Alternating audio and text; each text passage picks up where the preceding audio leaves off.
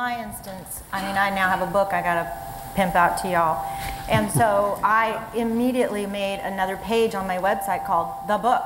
And I have a quote from Jack Black, you know, already have stuff on there, and boy, people like that. So I can't really put my message out solely on Facebook or on Twitter, because I need a home where someone can go and they can look at everything and get excited and get more detail about what's happening and what is only happening right now. That's why I say don't be held hostage to some sort of a webmaster. If you don't know how to do it, I know it feels like, oh, I put so much money into this, but long term, you don't have to pay someone or rely on someone's favor to update your website. You've got to take control of that website. I really think the most important factor is not necessarily how many different networks you're on, because there are lots of great solutions. Broadjam, whether it's in Ning or YouTube or Facebook or MySpace or wherever you are, it's keeping a consistent brand and having a consistent brand name so that you are your name on all of these different websites. And so you have the .com, you're that name on Facebook, Twitter / that name, YouTube / that name. And definitely one of the best choices I made for my business is to just take the name Tazon Day. When I adopted it, it got 0 results on Google.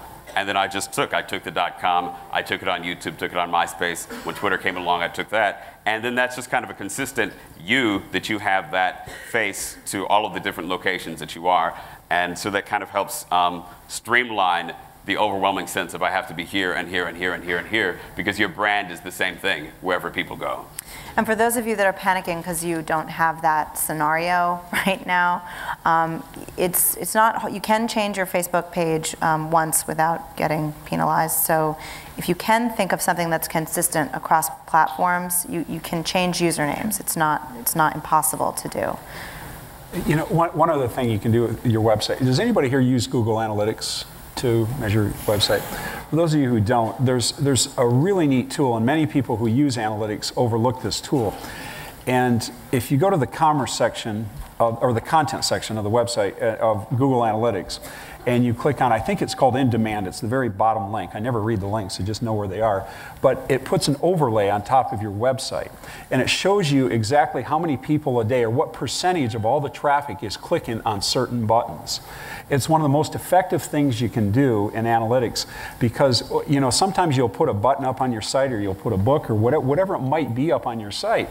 And in our case, we had, we have a lot of features on the site, and some of the features we actually thought were driving the traffic weren't.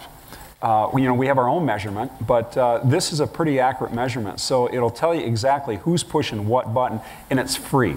So it's a great tool to use if you're not using analytics. So I'm going to back it up for those of you that are analytics. I think overwhelms and confuses artists to the nth, because first of all, you're trying to figure out how often should you tweet? How often should you post? Should you Facebook and Twitter? Should they be connected? I mean, there's so many questions before you get to let's analyze what is actually happening. So for those of you who are infrequent social media users, there have been some really fascinating new and great studies which show that the event of a tweet or the event of a Facebook post lasts for approximately 60 minutes and it's gone forever.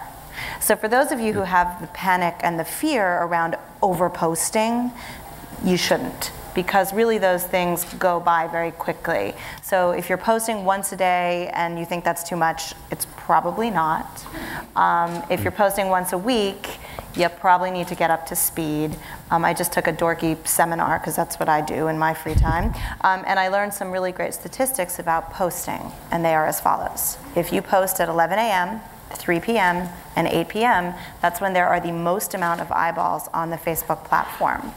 So for those of you who are wondering when a good time to use social media is, those are 3 very good general indicators. But this is where times 11, 3, and 8. So now, once you have your social media cranking, this is where analytics becomes invaluable. And I know you both use analytics to track how effective your messaging is, and I want to hear what Laura and Tay do, because they're the artists on the panel. But for those of you who don't understand what he was talking about with Google Analytics, just Google Analytics. There's a little movie you can watch, and it explains how to install it on your website. It's very easy to install. And what Google Analytics will do is exactly what Roy just said. It will tell you how people are finding you, how people are getting to you, Laura, can you talk a little bit about how you use analytics to measure how successful your messaging is? Well, sure, and let me just say, you don't even need to download Google Analytics. A lot of what I was just saying, HostBaby, for instance, they have that exact capability within whatever platform that they have. So you sign up for this thing, and then you can click and you can say analytics, and then it shows you a graph, and it shows you over the course of April, I had 36,000 hits, and which pages of my website are getting the most hits.